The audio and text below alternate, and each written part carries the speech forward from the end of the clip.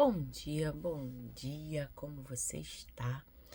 Hoje no nosso conselho do nosso psiquiatra mais lido do Brasil, diz que devemos pensar como adulto e sentir como criança.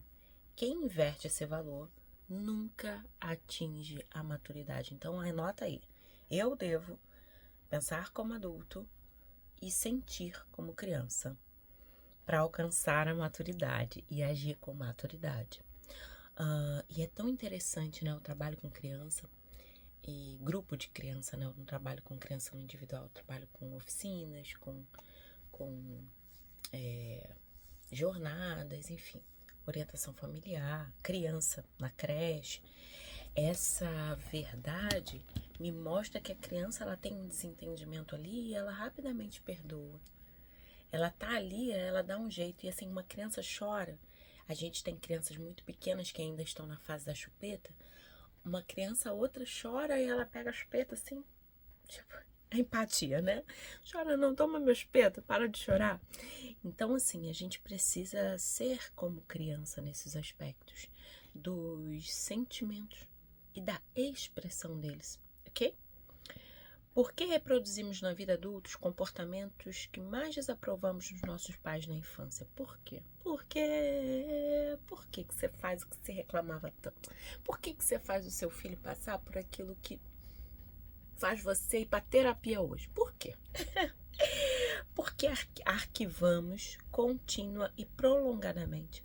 Como não aprendemos a desenvolver o filtro psíquico, construímos inúmeras janelas doentias que tecem a colcha de retalho da nossa personalidade. A maneira como enfrentamos as dificuldades, superamos perdas, lidamos com contrariedade, reagimos à vida, é fotografada das pessoas que nos rodeiam, principalmente as crianças e adolescentes. Então a gente aprende através do modelo, como a fala convence, o exemplo ele arrasta. É muito isso.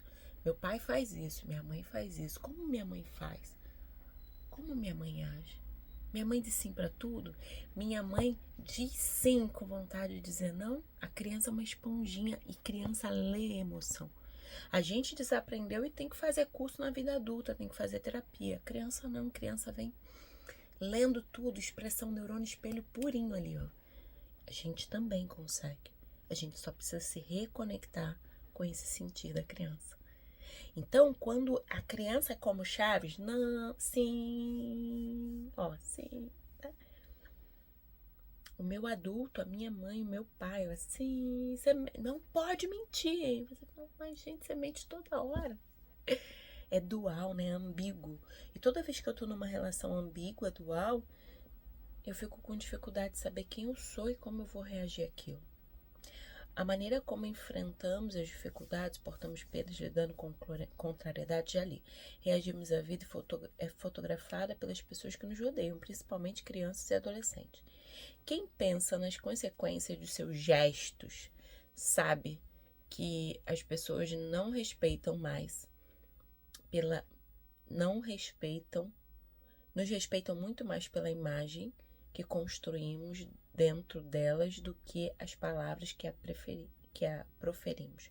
Sabe aquela coisa assim, falo o que eu faço e não faço o que eu faço? Isso não existe, nunca existiu. Na nossa época, como era, vou te bater, vai ficar de castigo, vai perder tudo, vou te espancar, pega a varinha, a gente até respeitava pelo medo.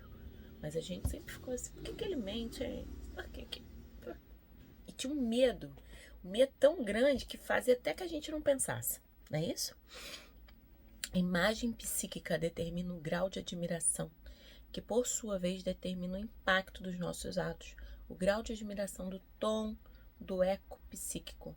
Um pai com excelente representação poderá falar baixo com o filho, mas o eco será grande, será ouvido.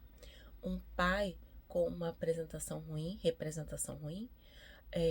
que não é admirado, poderá gritar, mas seu eco será pequeno.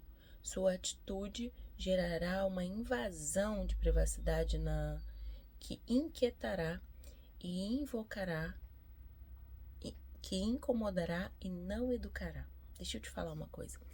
Ontem eu estava conversando com a minha sobrinha E a minha sobrinha falou assim: tia, aquele dia, gente, aquele dia foi carnaval do ano passado. Tem 1 ano e meio. Aquele dia que você ficou brava com aquela tia, que você fez não sei o quê, você tava calma. Ela faz assim: você tava calma, mas com a cara de brabona. Tipo assim, você fala assim. E eu olhando pra ela, garota, tu não fica me filmando, não, hein? Mas o que eu tô dizendo pra você é que sorria, nós estamos o tempo todo sendo filmados. E olha isso, o negócio aconteceu no carnaval do ano passado, 1 ano e meio, quase. Enfim. E a menina veio falar comigo ontem daquilo que aconteceu lá. E o que acontece, né? Tu não pega no braço de uma criança perto de mim, não, porque eu fico brava. Eu vou te explicar com toda essa biografia que não pode pegar no braço de uma criança, principalmente se a criança não atua. Mas eu vou explicar assim. Você entendeu que você não deve pegar? Assim, foi desse jeito. E aí minha sobrinha viu, porque você tava brava, mas de calminha. Tipo assim. E não, eu não sou assim. Mas aquilo me ofendeu. Não pega. Principalmente a criança é sua, não pega. Não pega. Não vai pegar no braço da criança, eu, hein? E gritar com a criança. Não, não vai fazer. E aí, eu fui falar com a moça. Entende? Irlânia, a sua criança, a minha e a dos outros. Né? Eu falo assim, a gente tem que ter um zelo pelo filho dos outros. E a gente não pode fazer o que quer. E a criança não fez nada para ela fazer isso. Então, assim, nós precisamos proteger as crianças. E ok, a criança que eu tava cuidando viu a minha cara toda. Mas falou que eu tava brava, mas eu tava calminha. Né? Mas ela viu que eu fiquei chateada. Fiquei brava, assim, cara, que falta de respeito, cara. Cadê a mãe dessa criança? Chama a mãe, leva pra mãe. Né? Então, assim, a gente precisa também entender os nossos limites, né? Os nossos limites de convivência. Essa pessoa é uma pessoa pra não estar no meu radar. Por quê? Porque, cara, eu apanhei. Eu vim da época que a professora me deixou de joelho no caroço de milho. Eu fiquei no reforço escolar de joelho na taxinha de garrafa de vidro. Cara, e podia. Era certo, cara. Não é certo. O Conselho Tutelar tá aí pra dizer que não é certo. Hoje eu tenho esse entendimento. Então, quando tá na minha alçada proteger uma criança, eu farei. E você também deveria. E você que maltrata a criança, por favor, se posiciona. Porque tá falando aqui que nós temos que pensar como adulto, proteger as crianças. Mas a gente tem que sentir como uma criança, ter empatia. Entender que aquele comportamento da criança não é contra mim. É só uma criança. E como diz Lacan, a resistência está do lado do analista. E eu pego essa frase e falo: a resistência está do lado do adulto, do professor, do psicólogo, do pai, da mãe. Entendeu? Então, quando a gente está na função cuidado, a gente tem que manejar as resistências sem agressão. A agressão é a arma dos fracos.